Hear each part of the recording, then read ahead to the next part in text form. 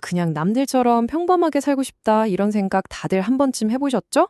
바로 이 지극히 현대적인 욕망이 아주 오래전 한 나라의 운명을 통째로 바꾸고 심지어 신과의 관계까지 쥐흔들었다면 믿으시겠어요?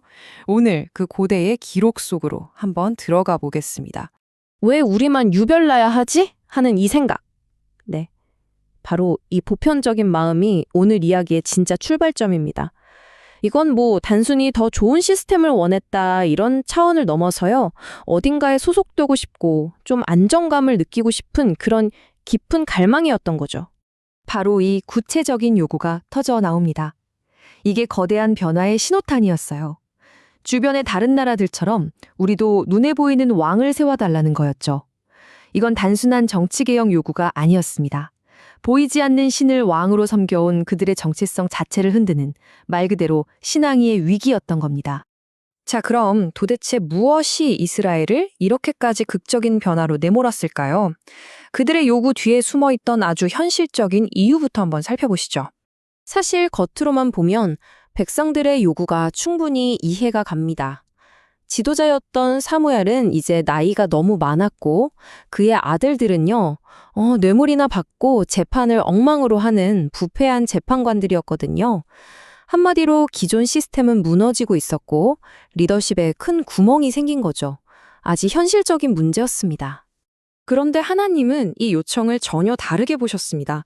이건 지도자를 바꿔달라는 문제가 아니라 백성들이 바로 나를, 자신을 왕의 자리에서 밀어내는 거라고 해석하신 거죠. 바로 여기서부터 이 문제의 본질이 확 드러나기 시작합니다. 그러니까 핵심은 이게 정치 문제가 아니었다는 거예요. 정체성의 문제였던 거죠.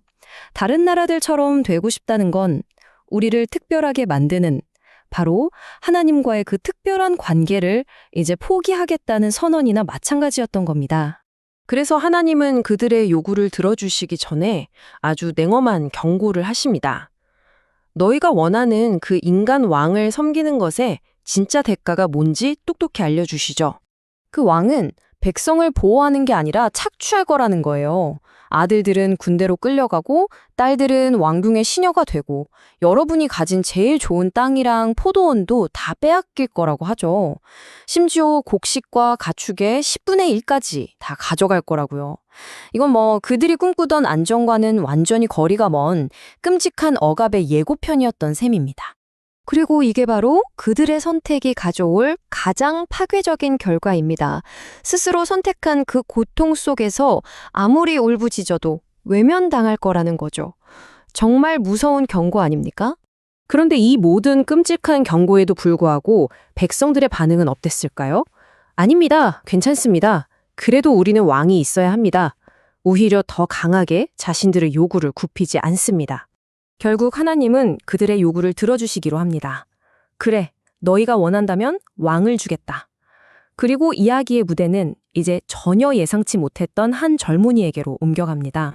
이스라엘의 첫 번째 왕 이야기는요, 거창한 궁전이나 전쟁터에서 시작하지 않아요. 아주 평범하게 아버지가 잃어버린 암나귀를 찾으러 나서는 아주 일상적인 심부름에서 시작됩니다.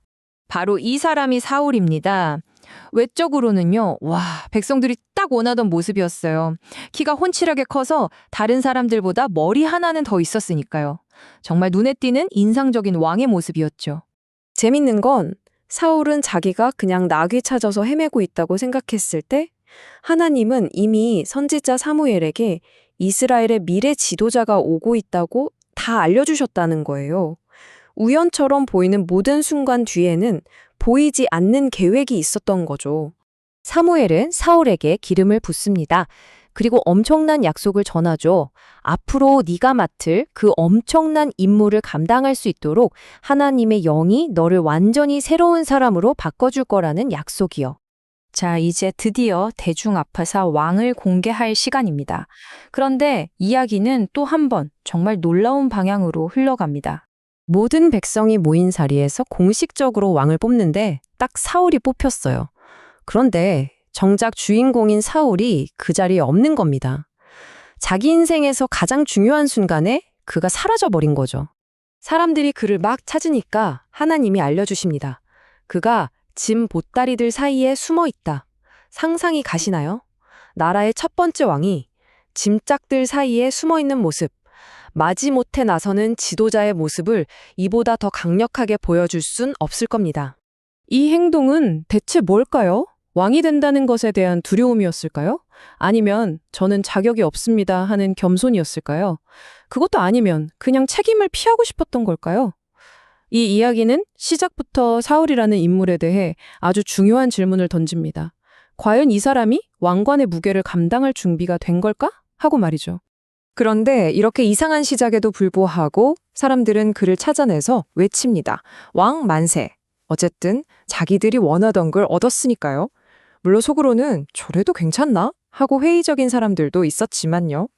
자, 이 길고 복잡한 모든 이야기는 결국 하나의 근본적인 선택, 그리고 하나의 질문으로 모아집니다. 바로 이겁니다.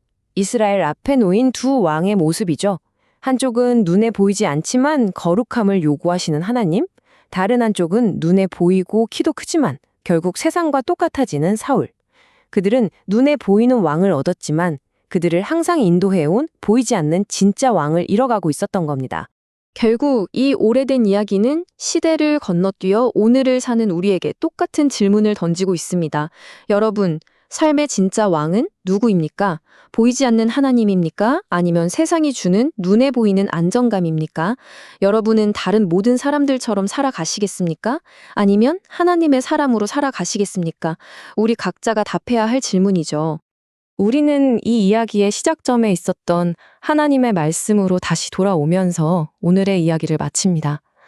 이 선언이 담고 있는 그 엄청난 무게를 우리 각자의 삶 속에서 깊이 생각해 볼 시간입니다.